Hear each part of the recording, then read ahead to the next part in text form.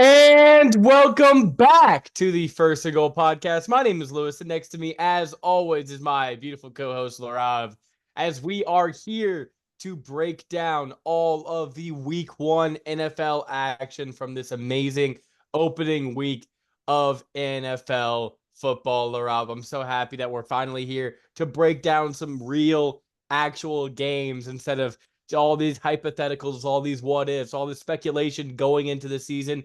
Now we finally have some stuff to get into, Larav, and I am super excited to go over all of it. How are you doing today? I'm doing just fine. Now, of course, week one, I did a little sloppy in the picks, but I would still say an overall great performance by the both of us.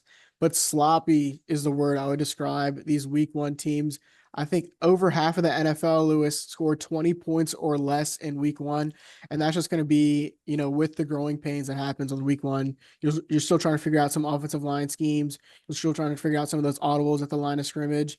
And so a little bad on offense to start, but the running games really took over in week one. But let me go ahead and share those picks for you guys real quick. I think 12 to 14 is the best we've ever done in a week one. So good on us. What really screwed me here was your Pittsburgh Steelers coming out with the upset Mhm. and giving you the dub. And then, of course, the two late primetime games kind of screwed me over, and the Lions and the 49ers win and those two. And so congrats to you on a great week one, but still 17 more weeks ahead of us. Yeah, that Pittsburgh game really had me excited. Obviously, Green Bay couldn't come through, Indianapolis, all these one-score games, a lot of really good football games, Larav, that we were watching this week. And then finally, I nailed the last two primetime games. So a lot of football. And for a week one, I'm not too upset about our predictions because usually this is the week where you don't know what any of these teams are going to do or how are they going to look. So this is our first time really getting to see how these teams are. And because of that, Larab, let's go ahead and move on to our segment of the week where you only get to see these teams play one game. So it's really hard to gauge them and where they stand in the entire NFL landscape. Did your team just get blown out by a really good team and there actually still some things to like? Or did you beat up on a really, really bad team and we really don't know where to draw conclusions from there? There's just so many things. I feel like until you play at least two more games, like get to week 3, maybe week 4, we can properly start to gauge the talent level for these teams because as of now, we're going to see a lot of regression to the mean come week 2, but we'll get to that in our predictions episode for this upcoming week, Laura. So my thing is you're not supposed to overreact to week 1, but some things were pretty alarming that we did see from this past week. So the segment is called It's Only Week 1, but where we throw out a hot take for y'all to take in. So, Laurab, I will go ahead and let you start this one off. It is only week one, but I am sick of the Cincinnati Bengals. I think this is the third or fourth year where they come out week one and they just lay a stinker.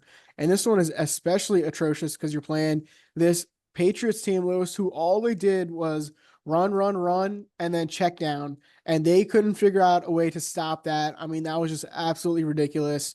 And then the other side of the ball, Joe Burrow, historically bad week one. I mean, next year, if there's sports betting in Texas, I'm slamming under on everything on that. And I mean, T. Higgins, weekend scratch, Jamar Chase with his contract situation.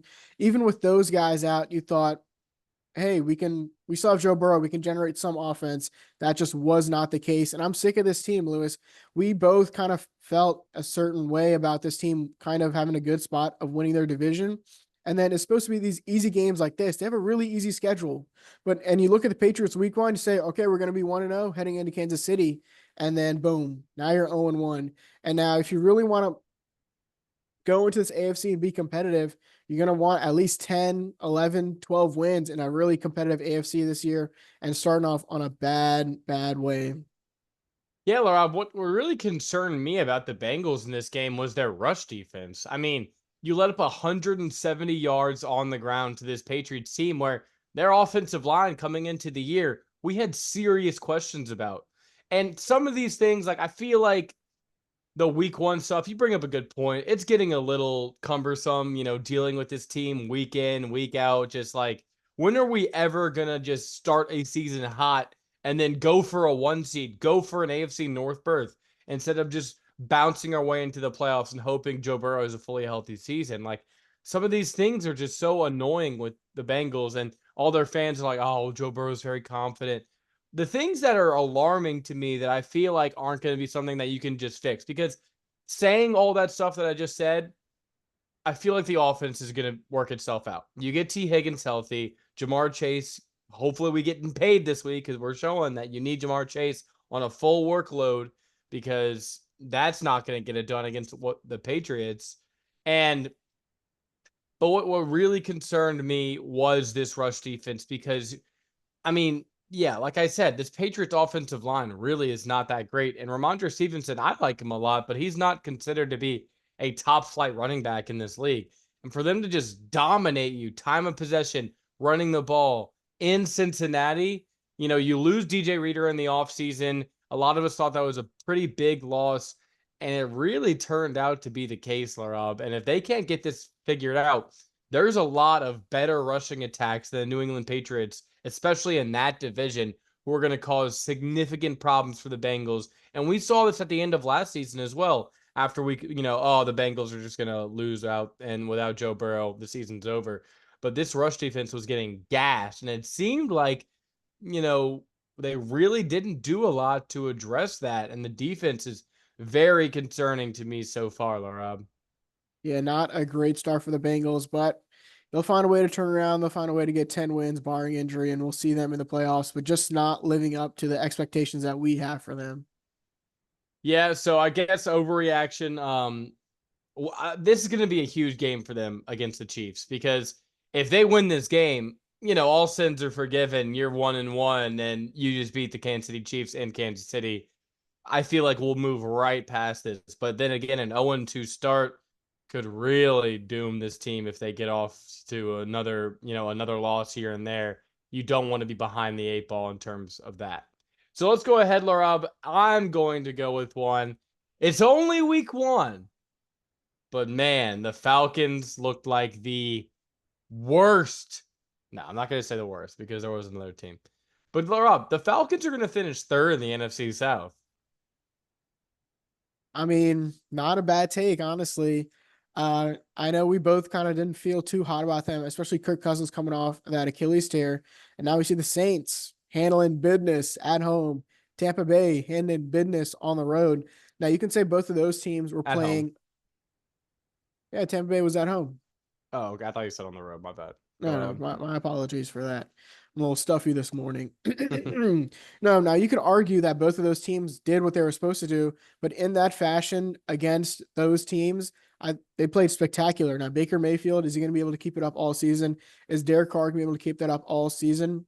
We don't know, but Kirk Cousins, what we saw in that week one, Drake London was supposed to be huge. He wasn't that huge in that game.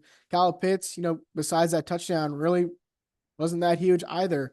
And so you look at the step up that they had from Desmond Ridder to Kirk Cousins, and you thought it would be game changing. You thought, they have this division locked up before week one even started.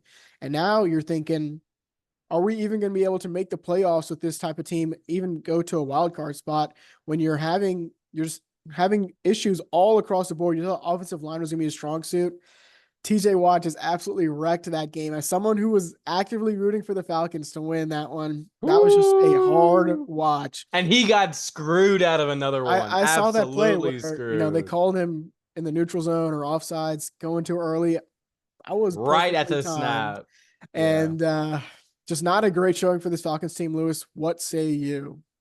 Yeah, I agree with you, Larab. And I want to bring another question at the end of this, but let me start with where you were kind of leading. The offensive line really disappointed me. I mean, as a Saints fan, it excited me. But, if just speaking of the expectations heading into the season, well, it was like, okay, well, this is one of the better offensive lines in the league. Obviously, you've got guys like Chris Lindstrom, all pro. Jake You've Jake Matthew. Matthews, right? And then there's another really good guard. I can't think of his name right now, but you have a solid offensive line. You have Bijan Robinson, Tyler Algier, these running backs who have had very successful or at least we think they're going to be very successful. So you think, oh, running the ball, Kirk Cousins shouldn't have to do that much. In a game where the Steelers only kick field goals, they literally did not score a single touchdown. The defense held up for the most part in the red zone. Obviously, the defense a little disappointing against the run. Steelers rushed for over 137 yards, but then again, that's kind of the Justin Fields experience that you're going to get playing against him at quarterback. But from the Falcons' perspective, it's like Kirk Cousins not being able to move in today's NFL. We saw a little bit of this from Aaron Rodgers. These guys coming off Achilles injuries. It's just so laboring for them to really get anything going. Um, and then there were just so many plays where, like, looking back at the film, where a typical, three-step drop plant off that back foot every single time that he really had to change his footwork or to do a big move with his feet. It just seemed like he didn't trust the lower half of his body to really sit in there and launch. And a lot of balls just kind of died in the air or they were intercepted. 2 interceptions on the day for Kirk Cousins. So if it is this offensive line is worse than we thought and Kirk Cousins just going to keep getting killed week after week. Now, credit where credit's due. This Steelers defense could potentially be one of the best in the NFL. And in terms, I mean, shoot, they're the only 1-0 team in the AFC North right now. So who knows what the Steelers could do this season? Some have called them my Steelers, but we'll see about that. But no, in terms of this Falcons team, I would say it's a little too early to panic. But maybe it's not too early to Penix, if you get my drift, Mm. Laurent. But hey, well, what do you think about that? Do you think Falcons fans are already saying Michael Penix Jr. is up? And hey, you draft him in the first round. In my opinion, did Kirk Cousins look healthy to you? No, I don't think so, Lewis. I saw this Twitter breakdown of where when he was in Minnesota, his feet were usually offset, so his left foot would be a little bit behind his right foot, and that's his normal stance. And over Mm-hmm. here in Atlanta, they have him lined up perfectly even on that side, and so that was just something someone was pointing out onto me on the X social media website that Pointing out hey, to this Kirk you. Cousins traditional stance is not here anymore. And so maybe you're right. Maybe he's just not feeling too confident in that Achilles so far. Or maybe there's just a huge drop off for Kirk Cousins, as he gets older another year. And maybe it's time for the Penix to get in. I believe it's Penix. But anyway, yeah, I think you draft a guy with a first round pick, Larab. It's not an overreaction for me to say, hey, if Kirk Cousins is not healthy, this isn't benching Kirk Cousins. But if you still need time to figure it out, that offensive performance is not going to cut it, especially in today's NFL, where you need to be able to move from the pocket and create plays. And if you want to be a high level team, it may not be a bad idea. You're not benching him. You're just saying, take some more time to get healthy. Let's let the rookie spin it, Larab. But let's go ahead. What's your next topic? It is only week one, but Deshaun Watson will be out as the starting quarterback of the Cleveland Browns by week 5 at the most. Hmm. Now, they played a very tough game against a really good Cowboys team at home. But I mean, holy crap. This guy can't even manage a game, not even be, an X factor. He can't even be a game manager. We saw what Joe Flacco was able to do with this Browns defense last year. And now you see Deshaun Watson at home, not even being able to manage the game. Just his ability in the pocket is not there. He's looks like he's just a one progression quarterback, and then he has trouble holding on to the ball whenever he does try to scramble around. I mean, just absolutely abysmal. I woke up this morning, I was scrolling through TikTok, and I see this one TikTok of this Browns podcast, and the first thing this guy gets on in the morning and hears from one of his listeners is about how good Baker Mayfield played in Tampa Bay versus how Deshaun Watson played, and I mean, just a tale of two different tapes. I mean, and it's only fair that this Browns team trade away their best quarterback and now are stuck with Deshaun Watson for the foreseeable future, unless they just say, we just got to cut bait and run. And I think at some point, very early on in this season, he's going to be gone. Yeah, Laura, let me throw some numbers out. Sacked for 6 times, threw for over he threw 45 passes for an average of 3.8 yards per pass. 45 pass attempts, only 169 passing yards, and threw 2 interceptions. And I get it. This is a good Cowboys defense, but at home with a good offensive line, Kevin Stefanski, 2-time coach of the year. It's not like the scheme doesn't work. We've seen Joe Flacco come into the system and Hey, be a don't discredit very Joe good Flacco. quarterback. And that's Joe Flacco, who's awful. And to say Deshaun Watson, Laura, he's the worst starting quarterback in the NFL. And I had to watch Bryce Young on Sunday. He is that bad. It just seems like, and some of these passes, it's like whenever he throws a deep ball and then you see it fly 15 yards into the stands, like he is completely shot. His shoulder is shot. And you know, Laura, I saw a theory. Um, I forgot where I heard it from. Maybe Bill Simmons podcast, but basically like what if they're just what if the front office knows Kevin Stefanski? They're a very, smart front office. They've made good decisions besides the big elephant in the room that is the Deshaun Watson contract, trade, everything to do with this creep. Um, but it's like, what if we know he's awful, but he's guaranteed? Rob, just give me a quick answer to this question. What do you think Deshaun Watson's cap hit is for next season if they decide to cut him? 30 million. Okay. It's $170 million if they decide to cut him because they fully guaranteed this loser's contract until the year of 2026 or no, 2027, excuse me. So, yeah, he's going to be in Cleveland for a while unless they decide to bite the bullet. So, I think they are honestly deciding, hey, let's throw this guy out to the Wolves. We know Cowboys, that defense, they're going to destroy him. And Laraib, you said what, week 5 he won't be the starter? Laraib, I'm giving him, let's see, they play at Jacksonville this week. Their defense might be able to get them a win. And then they have some cupcakes against the Giants, the Raiders. If at Raiders, that's the game I'm looking at. Week 4. Max Crosby, Gardner Minshew is the quarterback on the other side at the Raiders. If they lose that game, Laraib, he's done.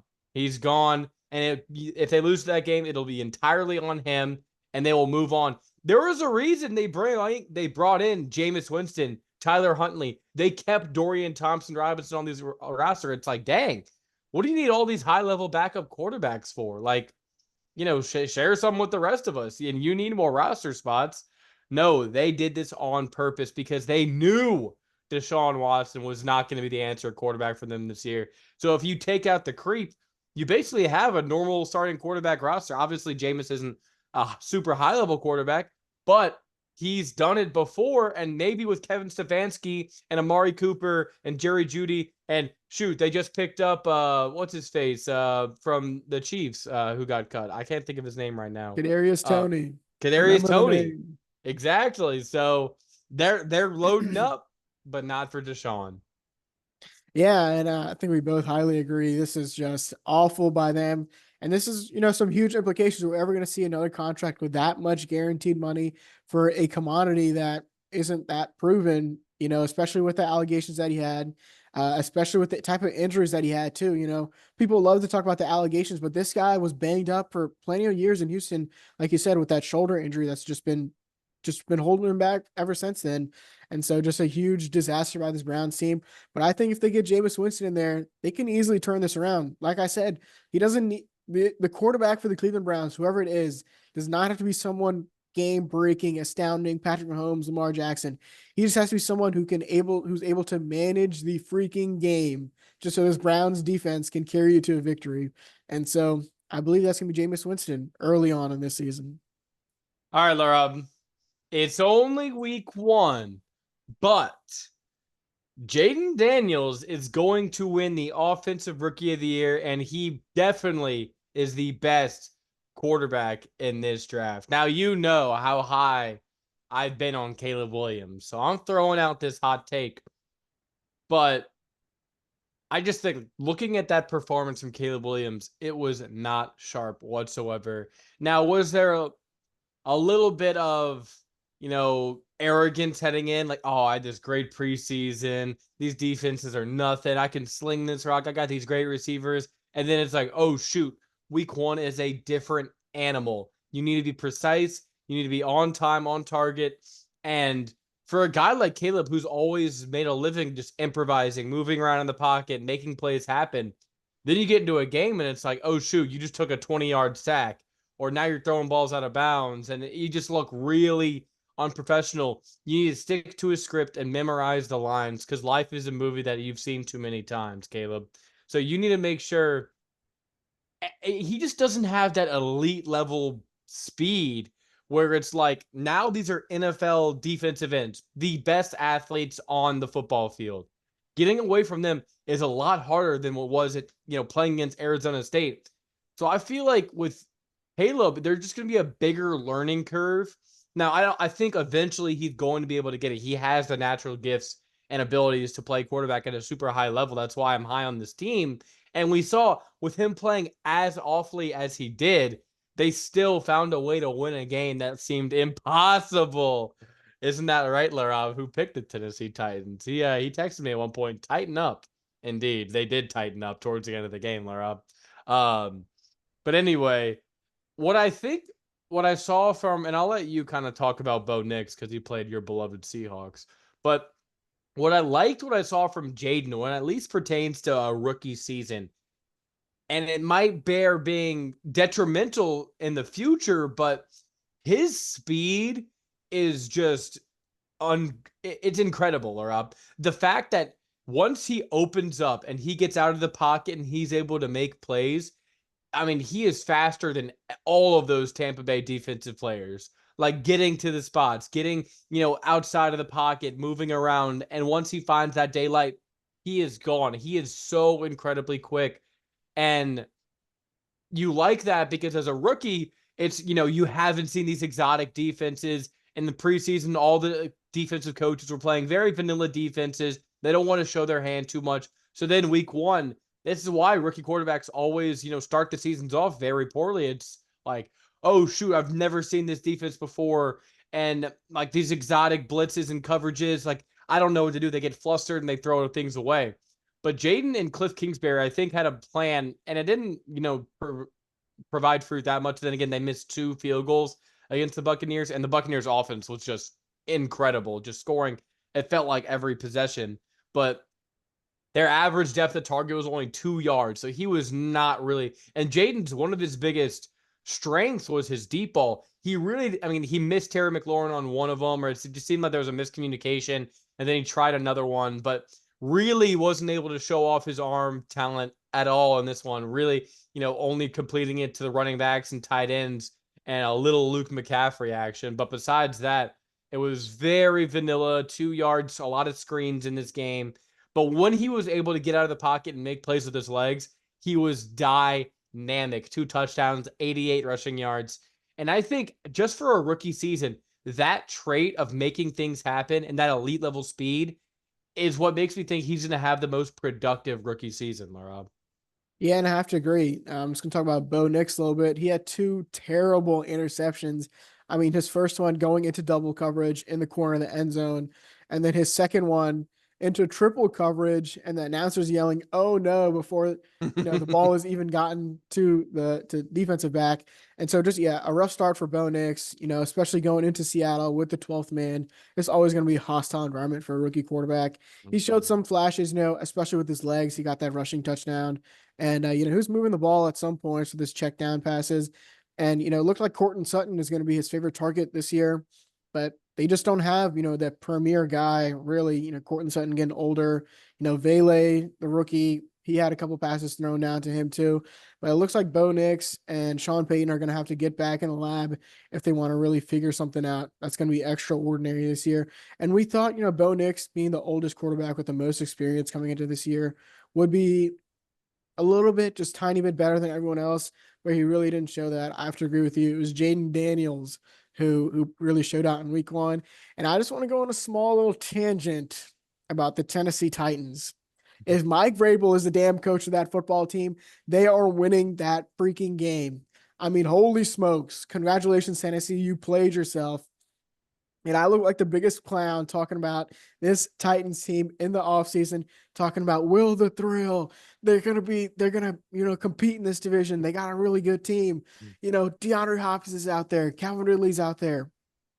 And I mean, they're off to a great start. Will Levis, you just had to manage the game. And then, of course, blocked No. punt. I mean, what was that pick six throw? I mean, That was so that was bad. worse than Daniel Jones's pick six against Oh the Vikings. I God. mean, falling down, pitching it sideways just so you can, avoid the sack and boom, pick six, game's over at that point. Because they are not going down to score that football. And I mean, damn, son. Oh, this Titans team really, really screwed me over this week in the picks. Even though, I mean, I still would have lost, but And you know horrible what? performance. If you think Caleb's going to play that bad all season, that's something to say. But what he will be given the benefit of, is I was a huge fan of this Bears defense and special teams. And you can say it was Titans self combustion, which I would agree with you. But the secondary looked elite. Tyreek Stevenson had a huge pick, like you mentioned. Jalen Johnson, just complete blanket coverage. And the defensive line got a lot of pressure. Not really great against the run. Tony Pollard had some success on the ground. But overall, I was very impressed with this Browns team. They just need to figure out the offense, and I think that'll come sooner than later. Laraib, do you have another? It's only week one. No, I'm going to go ahead and let you take it.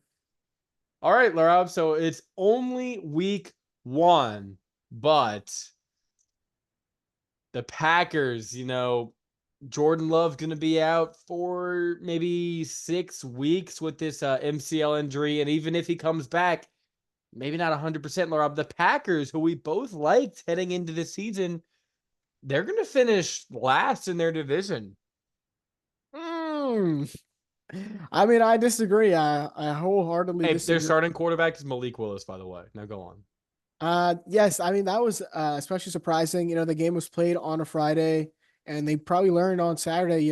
This is going to be a 3 to 4 week, 3 to 6 week injury, and they didn't sign anybody. They traded for Malik Willis. I Yeah. really thought they were going to maybe go for Tannehill, see if he's got anything left in the tank, but no, they're sticking with Malik Willis, and you know Lord knows they're going to need some help if they want to win a couple of games with that brother at quarterback. It's going to be a lot on Josh Jacobs, and it's going to be a lot on that defense. And I liked what I saw against the Eagles on that Friday game. Weren't able to contain Saquon at all and Jalen Hurts, but you're not going to be playing the Eagles offense every week. It's just going to be a little bit easier for them.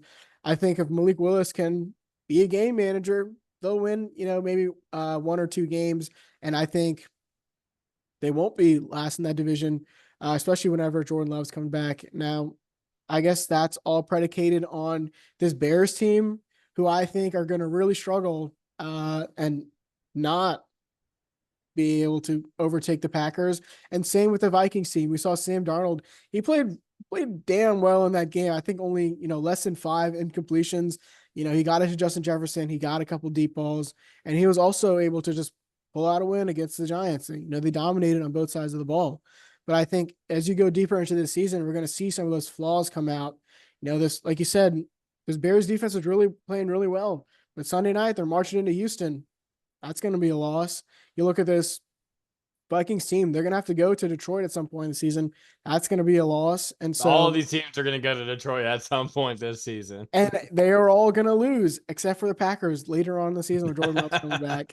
And so I think, terrible injury for them, but they'll find a way to move around it.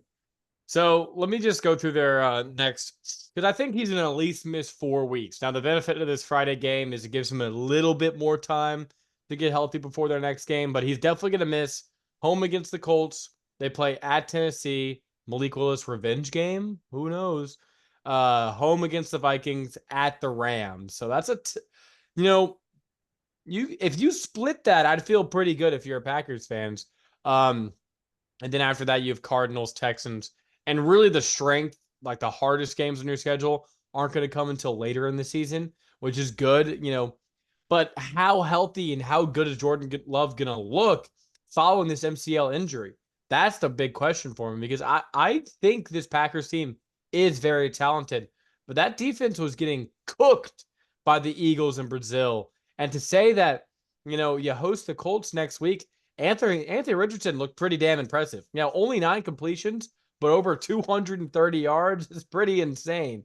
And if they're able to run the ball like the Eagles were able to run the ball with Anthony Richardson and Jonathan Taylor, like Saquon ran against them, I mean, this could be an 0-2 start. And then if you can't, if you mess around with the Vikings, I think they're going to beat the Titans. Titans are awful. But, then again, Laraib, Malik Willis and Will Levis were on the same exact team last season. Will Levis beat him out for the backup job. It's not like they were both, Will Levis was this highly touted first round pick. He was a second round pick. Malik Willis was a third round pick. These guys weren't too different in the pecking order, and Will Levis beat this man out. Malik Willis, we saw him play a few times. I mean, at least Will Levis can somewhat throw the ball. Malik Willis cannot throw the ball. They've trotted him out there for the Hail Mary, so I don't blame him. But man, that looked ugly. Not as ugly as Will Levis, I'll say that though. Hey, I believe in Matt LaFleur, one of the greatest or one of the best offensive minds All currently right, in chill in, out. in Chill out. football. He might be top 10. I'm not even sure. Okay, that's a ridiculous take. First of all, I mean, If we really sat down and went through it, I bet you I could find 10 guys. all right, we're gonna have to do that sometime. Maybe Not on the next podcast. week. If you want to hear that, you let me know. We'll definitely have to do that on the pod. But no, I believe in Matt LaFleur. Like you said, Malik Willis not too far ahead of Will or behind Will Levis, but the difference is he has a competent head coach, and so they're going to find a way to be explosive with Josh Jacobs and Marshawn Lloyd and Emmanuel Wilson. And so I think this Packers team is going to be just fine. That's where we were going to disagree, Laraib. And now some of these I did throw out a little hyperbolic, but I really do worry about this Packers team. Just because coming off an MCL so early in the season, you're going to be limited a little way. And Jordan Love, I really believe in his talent, and I think he played pretty well against the Eagles. And I feel like that drop off from Love to Willis is going to be so stark. And when Love comes back, it's just how healthy is he going to be? And then you have both the Lions games still on the schedule. You have games against the 49ers, against the Dolphins, really tough sledding for this team. So I hope Jordan Love comes back and he's 100% and he's playing great, because that's just better for the sport. But I am skeptical, Rob. But let's go ahead and move on now to our Thursday night football predictions. Our first one of the season on Amazon, which now that I'm a new renter and don't have cable, I love these Amazon games. I love them. But let's go ahead, Laura. It is the Bills traveling to Miami to face the Dolphins. Hey, Bills, this game in Miami is going to be played at night, so hopefully it won't be super hot and we won't be complaining. It still is going to be around 87 degrees and humid, but you won't have that sun beaming down on you. Miami's favored by 1.5, Larab, at home. How are you feeling about this game? I mean, talk about two teams who played really, really sloppy in week one. This Bills team was, I believe, down 10 points. And same with this Dolphins team. I mean, you thought that they would come out week one high flying right off the bat. We really took them into that second half to go ahead and, start to warm up.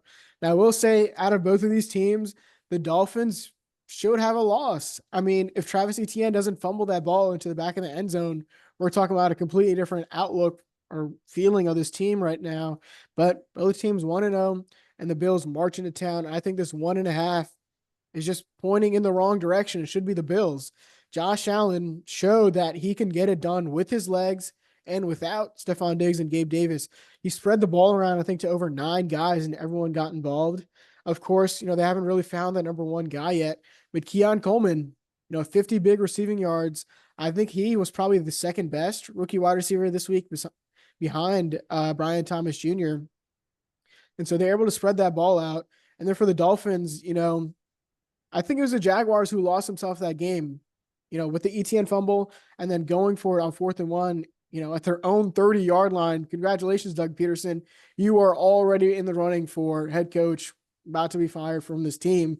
And so I think the Dolphins got really lucky in that one. I think the Bills come into town and they lay the wood down. See, I don't think they have the capability to lay the wood down, Laraib. I think the Cardinals were pretty much laying the wood down. This running game, I mean, James Cook, 71 yards, just was not that impressive against this depleted Cardinals defense. And I just was expecting more from this running game, and then their run defense. James Conner was just going crazy against them. So the Dolphins, the thing that really disappointed me in that week one was the run game efficiency that was so big for them, especially early on in the season last year. They just really weren't getting out those big holes as much as they were last season. And you can say, well, they lost some pieces on the offensive line, but some of these week one things, it's just hard to pick up. And I don't really trust this Bills defensive front. Now, Sean McDermott is a great coach, but I think there was also a lot of just shock. You know, the Tyreek Hill incident right before the game kicked off where he's arrested and you see the video and holy crap, what an awful look for the Miami police because that was atrocious in the way they handled that. But I'm glad Tyreek is okay and he will be playing in this game. But I just feel like the Dolphins will have a lot more success running the ball in this game. And being that these teams are so close talent wise, this game is in Miami. It's early on in the season.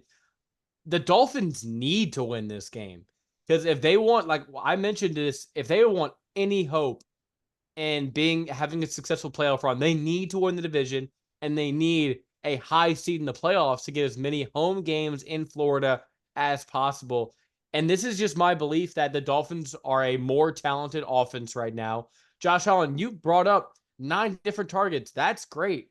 But that's also in today's NFL, you need to put your playmakers in positions to win. And when there's so many different pieces and Josh Allen has to press, who's his guy in close games that he can rely on? We really don't know yet. So this is going to be a game where that's tested. I think the Dolphins have more success running the ball. I think Tyreek Hill is going to be a menace in this game. Still some question marks about Jaylen Waddle, but I think the Dolphins have more than enough talent to pull this one out. I have the Dolphins winning this game in a fairly even scoring game. I'm going to say Dolphins 27, Bills 24. And I'm going to go complete opposite. I'm going to say Bills 24, Dolphins 27. 23 in a Okay. close game, but lay the wood down. I think, like you mentioned, this Dolphins offense, they got everyone on there. They got all the speedsters. It was that defense that really troubled me. ETN and Bigsby were kind of running all over them too. If you're talking about rushing offenses, and then boom, down the field, Brian Thomas Jr. goes for a huge pass interference and a huge touchdown in the back of the end zone and just torches the highest paid cornerback in the NFL in Jalen Ramsey. And so, or the second highest paid cornerback in the NFL in Jalen Ramsey. And so I think Josh Allen is just going to march in there and he's going to do whatever he wants to this Dolphin secondary.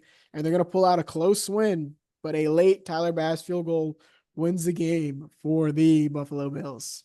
Well, I think our scores indicate that we both think this is going to be a fun game on Thursday They are going to beat the brakes off those Dolphins, and then it's just by going to be a a backdoor whole cover. Point. Oh, okay. They scored 2 touchdowns. It's going to be a late Jaylen Waddle 99-yard touchdown. I think a late. I don't think that's a late cover if it's a 1-point game. A late and you can tie it up. Tyreek Hill 50-yard touchdown. They covered. Okay. I think that's what we can call it.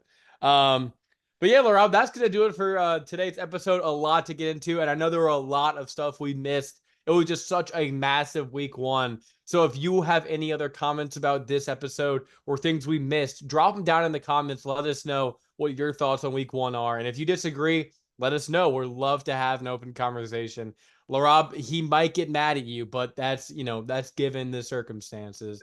And we'll be back here posting a video on Thursday for our week 2 NFL predictions. Obviously, we just predicted our Thursday night football game.